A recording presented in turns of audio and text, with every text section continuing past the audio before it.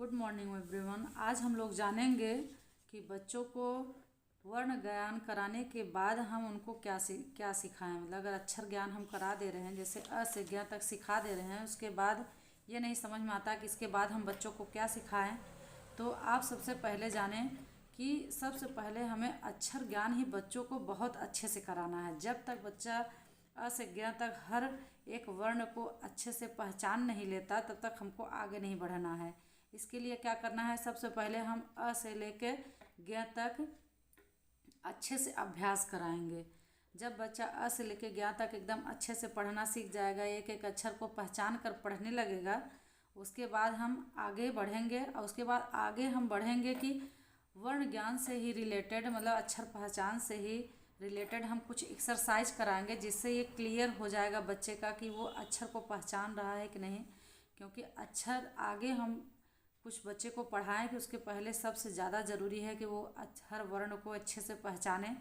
इसीलिए पूरे साल नर्सरी में बच्चों को वर्ण ज्ञान ही कराया जाता है, अ से लेकर ज्ञ तक अक्षर पहचान ही कराया जाता है, ताकि आगे बच्चे को जो भी चीज़ पढ़ाया जाए वो आसानी से सीख सके। इसलिए सबसे पहले हम बच्चे को अ से लेकर ज्ञ तक सीधा वर्ण पढ़ाएंगे।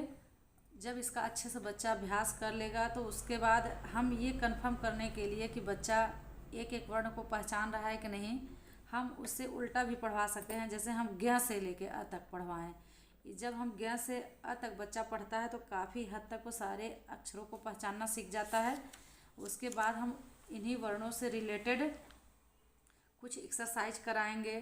जैसे कि हम चित्र बना देंगे और कहेंगे बच्चे से कि इस जो चित्र बना हुआ है, यह चित्र का पहला अक्षर जिस अक्षर से पहले अक्षर से शुरू होता है, उस अक्षर को लिखे। जैसे ये अ से अनार होता है तो बच्चा यहाँ अ लिखेगा, अ से अनार। जैसे आ से आम होता है तो बच्चा लिखेगा आ से आम। इससे बच्चा पहचान रहा है कि नहीं पहचान रहा है वर्ण को, ये क्लियर होगा। जब इसका बार बार अभ्यास कराएंगे तो बच्चा धीरे धीरे उसको पहचानने लगेगा। और उसके बाद हम क्या कराएंगे, दूसरी एक्सरसाइज हम करा सकते हैं। जैसे जैसे वर्णों का रिक्त स्थान।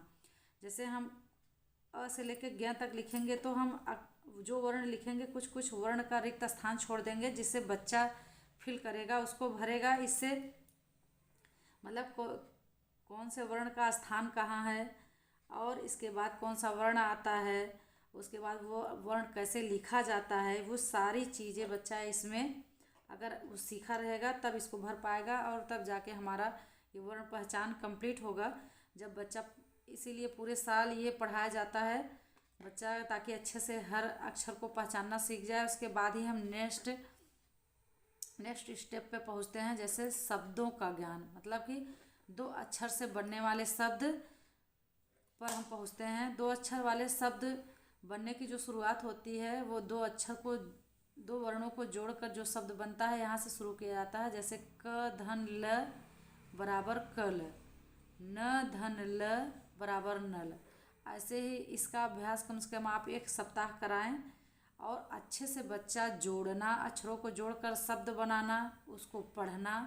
जब वो सीख जाए, मिलाकर दो दो अक्षरों को मिलाकर जब शब्द बनाकर और पढ़ना सीख जाए, उसके बाद ही आप दूसरे स्टेप पे पहुँचें। जैसे चित्र बना दें, दो अक्षर से रिलेटेड चित्र बना दें और बच्चा चित्र देखकर उसका नाम लिखे।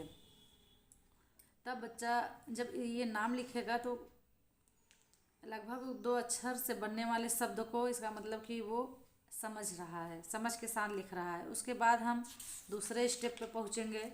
जैसे दो अक्षर से बने शब्दों का इमला, फिर हम दो अक्षर से बने शब्दों का इमला बोलेंगे। इसका अभ्यास लगभग हम 2 सप्ताह कराएंगे। जब बच्चा एकदम अच्छे से इमला को पढ़ना, लिखना और समझ के साथ पढ़ना और लिखना सीख जाए, उसके बाद ही हम 3 अक्षर से बनने वाले शब्द को पढ़ाएंगे। और ऐसे ही स्टेप बाय स्टेप हम एक्सरसाइज कराएंगे और काफ़ी समय लेके हम बच्चे को पढ़ाएंगे। उसके बाद 4 अक्षर से बनने वाले शब्द, उससे बनने वाले एक्सरसाइज, ये सारी चीज़ें कराते हुए हम आगे बढ़ेंगे।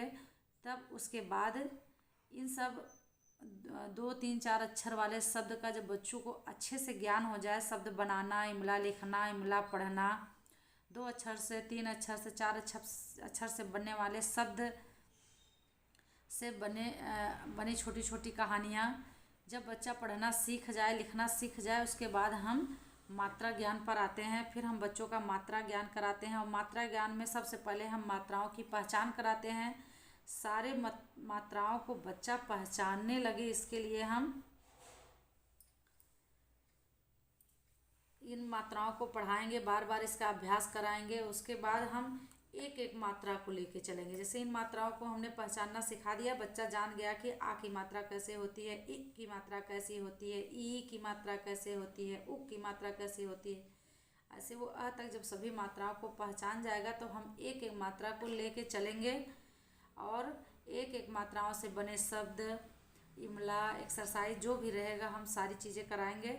उसके बाद अगर हम मान के चलिए आ, सबसे पहले आ की मात्रा का शब्द हम ले रहे हैं तो सबसे पहले हम बताएंगे ये आ है और ये आ की मात्रा है। जब बच्चा ये समझ जाएगा कि आ और आ की मात्रा ऐसे होता है तो इन मात्राओं को हम वर्ण पर कैसे इस्तेमाल करते हैं, हम वर्ण के साथ जब आ की मात्रा को जोड़ते हैं तो उसकी ध्वनि कैसे निकलती है, इसके बारे में बच्चों को बताएंगे। जैसे क के साथ अगर आ की मात्रा को जोड़ दिया जाता है तो वो पढ़ा जाता है का।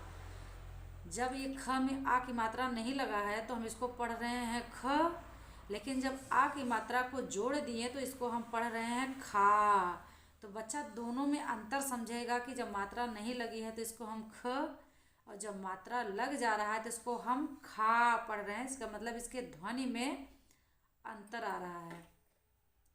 तो जब हम ध्वनि में अंतर करना बच्चा जान जाएगा, ये जान जाएगा कि जब अ की मात्रा नहीं लगी है तो हम इसको कैसे पढ़ रहे हैं, जब आ की मात्रा जुड़ जा रही है तो इसको हम कैसे पढ़ रहे हैं। जब इसको जब बच्चा पहचानने लगेगा तब इन्हीं वर्णों को मिलाकर हम शब्द बनाना बच्चों को सिखाएंगे।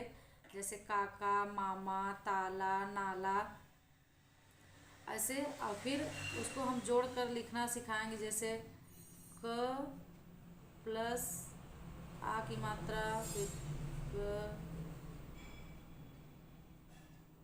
ल प्लस आ बराबर क में आ मिला का, ल में आ मिला ला बराबर काला। ऐसे शब्द बनाना सिखाएंगे। मात्राओं की बात हम दूसरे वीडियो में करेंगे। Thank you.